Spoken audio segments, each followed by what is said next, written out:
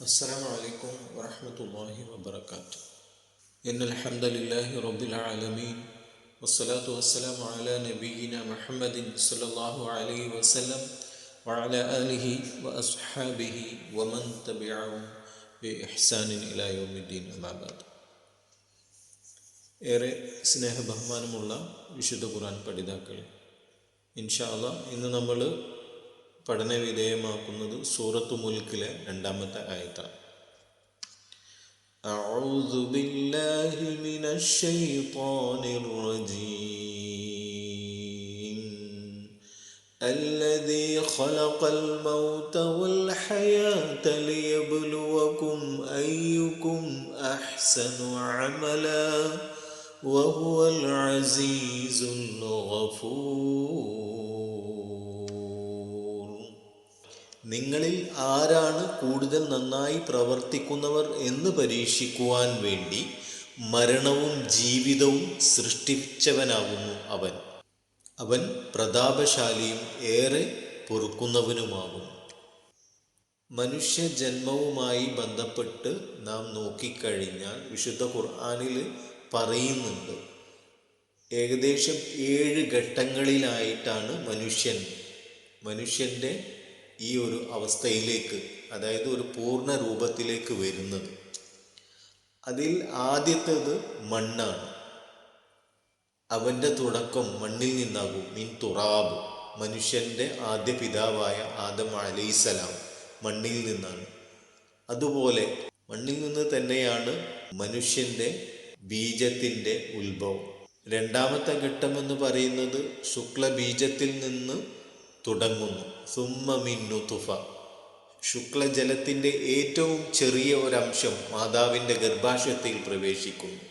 3-ാമത്തെ ഘട്ടം അത് ഗർഭാശയ ഭിത്തികളിൽ അള്ളിപ്പിടിക്കുന്നു. അലക്ക, രക്തക്കട്ടയായിട്ട് മാറുന്നു. 4-ാമത്തേത് അല്പ ദിവസത്തിനകം അത് മാംസപിണ്ഡമായി മാറുന്നു, അതായത് മുബഅത്തായിട്ട് മാറുന്നു. പിന്നെ 5-ാമത്തെ ഘട്ടമാണ്. 5-ാമത്തെ ഘട്ടം എന്ന് അള്ളാഹു ഉദ്ദേശിക്കുന്ന കാലം തികയുമ്പോൾ, ഒരു നിശ്ചിത കാലഘട്ടം മാതാവിൻ്റെ ഗർഭപാത്രത്തിലായിരിക്കുന്നു. ആ ഒരു കാലഘട്ടം തികയുമ്പോൾ ഈ ബാഹ്യലോകത്തേക്ക് മനുഷ്യൻ ശിശുവായി പുറത്തു വരുന്നു. ثُمَّ نُخْرِجُكُمْ طِفْلًا, 6-ാമത്തെ ഘട്ടം എന്ന് പറയുന്നത് അങ്ങനെ അവൻ പ്രായപൂർത്തിയും യുവത്വവും പ്രാപിക്കുന്നു. 7-ാമത്തെ ഘട്ടം എന്ന് പറയുന്നത് 7-ാമത്തേത് സ്ഥിതി മാറ്റമാണ്. ഇതാണ് അവസാനത്തേത്. അവനെ വീണ്ടും അദൃശ്യമായ മറ്റൊരു ലോകത്തേക്ക് കൊണ്ടുപോകുന്നു, അഥവാ അവൻ മരണമടയുന്നു. മനുഷ്യൻ്റെ ഓരോ ഘട്ടങ്ങളും നമ്മൾ നോക്കുകയാണെങ്കിൽ ആദ്യം തന്നെ നുതുഫ, പിന്നെ അലക്ക, പിന്നെ മുദ്വ, പിന്നെ ഇദ്വാമ. ലദി ഖലഖൽ മൗത വൽ ഹയാത, ലദി ഖലഖൽ മൗത, മരണത്തെ സൃഷ്ടിച്ചു. അതിനുശേഷമാണ് അതായത് മരണത്തിൽ നിന്നാണ് മനുഷ്യനെ ചെയ്യുന്നത്, അതായത് ഒന്നുമില്ലാത്ത അവസ്ഥയിൽ നിന്നാണ് മനുഷ്യന് അല്ലാഹു സുബ്ഹാനഹു വ തആല ജീവൻ നൽകുന്നത്. വലഖദ് ഖലഖനൽ ഇൻസാന മിൻ സുലാലത്തിൻ മിൻ തീൻ എന്നാണ്. മനുഷ്യനെ സൃഷ്ടിച്ചത് എന്തിൽ നിന്നാണ്? മണ്ണിൽ നിന്നാണ്. പിന്നെ ഓരോ ഘട്ടമായിട്ട് സൂറത്ത് മുഅ്മിനീനിൽ 12 മുതൽ 14 വരെയുള്ള ആയത്ത് വായിച്ചാൽ അത് കൃത്യമായിട്ട് നമുക്ക് മനസ്സിലാക്കാൻ കഴിയും, ഓരോ ഘട്ടങ്ങൾ. എന്നിട്ട് അള്ളാഹുവിൻ്റെ ഒരു ചോദ്യമാണ്, കൈഫ തക്ഫുറൂന ബില്ലാഹി വകുൻതും അംവാത ഫഅഹ്യാകും സുമ്മ യുമീതുകും സുമ്മ യുഹീകും സുമ്മ ഇലൈഹി തുർജഊൻ. നോക്കൂ, എങ്ങനെ നിങ്ങൾ അള്ളാഹുവിൽ അവിശ്വസിക്കും? നിങ്ങൾ നിർജീവികളായിരുന്നു, ഒന്നുമില്ലാത്ത അവസ്ഥയിലായിരുന്നല്ലോ. പിന്നെ അവൻ നിങ്ങളെ വീണ്ടും ചെയ്യുന്നുണ്ട്? മരണപ്പെടുത്തുന്നു. പിന്നെ വീണ്ടും അവൻ നിങ്ങളെ ജീവിക്കുന്നു. പിന്നെ അവനിലേക്ക് തന്നെയാണ് നിങ്ങൾ മടക്കപ്പെടുന്നത്. അപ്പോൾ ഒന്നുമില്ലാത്ത അവസ്ഥയിൽ നിന്ന് അള്ളാഹു നമുക്ക് ജന്മം നൽകി. പിന്നീട് നമ്മൾ ഇവിടുന്ന് ജീവിച്ചു മരണപ്പെടുത്തുന്നു. വീണ്ടും അവൻ ഉയർത്തെഴുന്നേൽപ്പിക്കുന്നു. അപ്പോൾ നമ്മൾ ആലോചിച്ച് നോക്കുക, മരണം ആദ്യം തന്നെ ഒന്നുമില്ലാത്ത അവസ്ഥ, 1-ാമത്തെ ഘട്ടം മൗത്ത്. പിന്നെ അള്ളാഹു ചെയ്യുന്നു? ജന്മം നൽകി. പിന്നെ വീണ്ടും മരണം. അതിനുശേഷം വീണ്ടും ജന്മം, ജീവിതം, വീണ്ടും ഹയാത്ത്, ജീവിതം നൽകി, പുനർജീവനം. സൂറത്ത് ഗാഫിറിൽ 11-ാമത്തെ ആയത്തിൽ ഇങ്ങനെ കാണാം, ഖാലൂ റബ്ബനാ അമതന സ്നതൈനി വഅഹ്യൈതന സ്നതൈൻ. അവർ പറയും, ഞങ്ങളുടെ റബ്ബേ, ഞങ്ങളെ നീ 2 പ്രാവശ്യം മരണപ്പെടുത്തി 2 പ്രാവശ്യം ജീവിപ്പിക്കുകയും ചെയ്തു. അപ്പോൾ അവിടെ നമ്മൾ മനസ്സിലാക്കേണ്ടതുണ്ട്, മനുഷ്യന് ശരിക്കും 2 ജീവിതമുണ്ട്. 2 മരണപ്പെടലും 2 ജീവിപ്പിക്കലും. ഒന്നാമത്തേതെന്ന് പറഞ്ഞാൽ ഒന്നുമില്ലാത്ത അവസ്ഥയിൽ നിന്നുള്ള ജന്മമാണ്. രണ്ടാമത്തേത് ഇവിടെ നമ്മൾ ജീവിച്ചു പോകുന്നു, മരണപ്പെടുന്നു, അതിനുശേഷം വീണ്ടും അള്ളാഹു പുനർജീവിപ്പിക്കുന്നു. ഇങ്ങനെ വിശുദ്ധ ഖുർആനിൽ തന്നെയാണ് പറയുന്നത്, 2 മരണവും 2 ജീവിതവും ഉണ്ട്. വിശുദ്ധ ഖുർആനിലെ സൂറത്ത് മുഅ്മിനൂനിൽ നിന്ന് തന്നെ നമുക്ക് മനസ്സിലാക്കാൻ കഴിയും മനുഷ്യൻ്റെ ജീവിത ഘട്ടങ്ങൾ. അതിന് ശേഷം നമ്മൾ ഭൂമിയിൽ വരുന്നു, നമ്മൾ ജീവിക്കുന്നു, പിന്നീട് വീണ്ടും മരണപ്പെടുന്നു. കുല്ലു നഫ്സിൻ ദാഇഖത്തുൽ മൗത്ത്. എല്ലാ നഫ്സും അത് മരണം രുചിക്കുക തന്നെ ചെയ്യും. ഖുർആനിൽ മരണം നമ്മെ കണ്ടുമുട്ടുമെന്ന് പറയുന്നത് നമുക്ക് കാണാൻ പറ്റും. സൂറത്ത് ജുമുഅയിൽ പറയുന്നു, ഖുൽ ഇന്നൽ മൗതല്ലദീ തഫിറൂന മിൻഹു ഫഇന്നഹു മുലാഖീകും.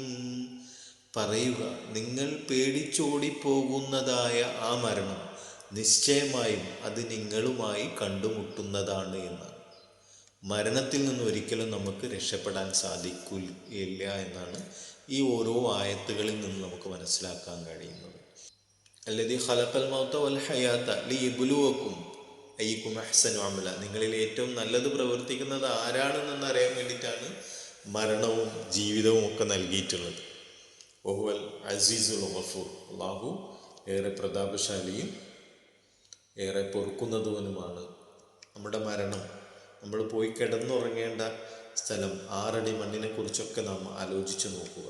അപ്പോൾ എപ്പോഴും നമ്മൾ എന്താ ചെയ്യേണ്ടത്, നമ്മൾ കിടന്നുറങ്ങാൻ പോകുന്ന ഖബറിടം എന്ന് പറയുന്നത് ആരുമില്ല, നമ്മൾ ചെയ്ത കർമ്മങ്ങൾ മാത്രമായിട്ട് പോയി കിടക്കേണ്ട ഒരു സ്ഥലമാണ് ഖബർ എന്ന് പറയുന്നത്. ആ ഖബറിലേക്ക് നമ്മൾ ചെല്ലുന്ന സമയത്ത് നമുക്ക് എന്തെങ്കിലുമൊക്കെ ബാലൻസ് ഉണ്ടാവണ്ടേ? ആ ബാലൻസ് കിട്ടാൻ എന്താ നമ്മൾ ചെയ്യേണ്ടത്? അല്ലാഹു സുബ്ഹാനഹു വ തആല പറഞ്ഞ ഒരുപാട് കാര്യങ്ങൾ നമ്മുടെ ജീവിതത്തിൽ ഉണ്ടാകുക എന്ന് മാത്രമാണ്. അതിലേറ്റവും പ്രധാനപ്പെട്ടതാണ് സദഖത്തുൻ ജാരിയ, നിലനിൽക്കുന്ന സ്വതക്കകൾ, ജാരിയായ സ്വതക്കകൾ ചെയ്യുക എന്നുള്ളത്. നമ്മൾക്കൊണ്ട് കഴിയുന്ന എന്തൊക്കെ രീതിയിൽ നമുക്ക് ചെയ്യാൻ കഴിയുമോ അതൊക്കെ നമ്മൾ ചെയ്യുക. ഒരാളോട് പുഞ്ചിരിക്കുന്നത് വരെ പുണ്യമാണെന്ന് പഠിപ്പിച്ച മതമാണ് നമ്മളേത്. അപ്പോൾ നമുക്ക് ചിരിക്കാൻ കഴിയണം, ആളുകളെ ചേർത്ത് പിടിക്കാൻ കഴിയണം, ആളുകളുടെ കണ്ണീരൊപ്പാൻ കഴിയണം. അതിനൊക്കെ പുറമെയായിട്ട് കൃത്യമായിട്ടുള്ള വിശ്വാസം നമ്മളിൽ ഉണ്ടാവണം. അള്ളാഹുവിനെ കുറിച്ചുള്ള കൃത്യമായ വിശ്വാസം അത് നമ്മൾ മനസ്സിലേക്ക് വരാൻ നമ്മൾ എന്താ ചെയ്യേണ്ടത്? എപ്പോഴും അക്സിറു ദിക്റൽ മൗത്ത്, എപ്പോഴും മരണത്തെക്കുറിച്ചുള്ള ദിക്ർ അതിങ്ങനെ വർദ്ധിപ്പിച്ചു കൊണ്ടിരിക്കുക. പഠിച്ചോനെ, അടുത്ത സെക്കൻഡിൽ ഞാൻ മരിച്ചു കഴിഞ്ഞാൽ ഇനി എന്തുണ്ടാവും എനിക്ക് ബാലൻസ് ആയിട്ട്? നമ്മൾ ഓരോ കർമ്മങ്ങൾ ചെയ്യുമ്പോൾ നമ്മൾ ആലോചിച്ച് നോക്കുക, ഇപ്പം ഞാൻ മരിച്ചു കഴിഞ്ഞാൽ എനിക്ക് എന്ത് ബാലൻസ് ഉണ്ടാവും, എൻ്റെ ഖബറിലേക്ക് എന്തുണ്ടാവും? ഒരു പക്ഷേ നമ്മളിവിടെ കോടികൾ സമ്പാദിച്ചിട്ടുണ്ടാവും, പക്ഷേ ആ ഖബറിൽ ഒന്നും ഉണ്ടാവില്ല. 6 അടി മണ്ണിൽ നാം ഒറ്റയ്ക്ക് നമ്മുടെ കർമ്മങ്ങളുമായി മാത്രം നമ്മൾ ഒറ്റയ്ക്ക് കിടക്കേണ്ട സ്ഥലമാണ്. അപ്പോൾ അവിടേക്ക് നമ്മൾ പോകുന്ന സമയത്ത് നമ്മുടെ യഥാർത്ഥ ബാങ്കിൽ എത്ര ഉണ്ട് എന്നാണ് ഈ ജീവിതത്തിൽ നമ്മൾ ആലോചിക്കേണ്ടത്. അങ്ങനെ ഇനി വരാനിരിക്കുന്ന മരണവും അതിനുശേഷമുള്ള പുനർജനനവും ആ വിചാരണ വേളയും അതിൽ രക്ഷപ്പെടാൻ നാം ഓരോരുത്തരും എന്ത് ചെയ്തിട്ടുണ്ട് എന്ന് ആലോചിക്കുക. അങ്ങനെ അള്ളാഹുവിനോട് കൂടുതൽ അടുക്കുക, ഒരുപാട് സൽക്കർമ്മങ്ങളിൽ എപ്പോഴും രതരാവുക. ആ ഒരു രീതിയിൽ നാം മുന്നോട്ട് പോകുക. ഈ വിശുദ്ധ ഖുർആനിലെ ഓരോ ആയത്തുകൾ നമ്മൾ പഠന വിധേയമാക്കുമ്പോൾ ആ ആയത്തുകളിൽ നമുക്ക് ഉൾക്കൊള്ളാൻ കഴിയുന്ന കാര്യങ്ങൾ നമ്മുടെ ജീവിതത്തിൽ കൊണ്ടുവരികയും അത് നമ്മൾ പഠിക്കുന്ന കാര്യങ്ങൾ മറ്റുള്ളവരിലേക്ക് എത്തിക്കാനും ശ്രമിക്കുക. അതൊക്കെ അമൽ സാലിഹാത്തുകളിൽ പെടും. ആ ഒരു രീതിയിൽ മുന്നോട്ട് പോകാൻ ശ്രമിക്കുക. അള്ളാഹു നമ്മെ അനുഗ്രഹിക്കുമാറാവട്ടെ. റബ്ബന ആതിന ഫിദ്ദുനിയ ഹസന വഫിൽ ആഖിറതി ഹസനത വഖിന അദാബന്നാർ. സുബ്ഹാനക അല്ലാഹുമ്മ വബിഹംദിക അഷ്ഹദു അൻ ലാ ഇലാഹ ഇല്ല അൻത അസ്തഗ്ഫിറുക വഅതൂബു ഇലൈക്.